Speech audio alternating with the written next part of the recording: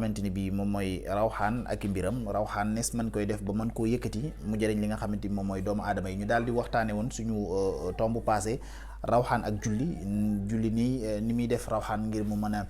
jëm kaw bu baax a baax tey ñu fas yéene waxtaane rawxaan ak tasbih ak baaqiyaatu saalihaat lan la mën a def ci li nga xamante ni bii moom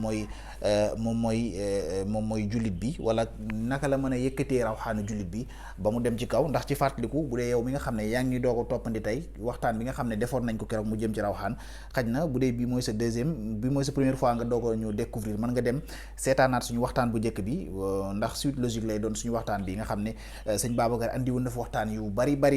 andi woon na fi ay leeral yu bari ci rawxaan ni nga xamante ni bii moom lay jëriñe jullit bi ni mën a yëkkatee jullit bi ak julli na mu ko mën a def su ko defee nag ñu daal di dugg ci waxtaanu tay bi ci li nga xamante ni mooy rawxaan ak baaqiyaatu saalihaat sëñ Babacar kon dañ lay wàccee kàddu gi rek nga daal di ñëw ak ñun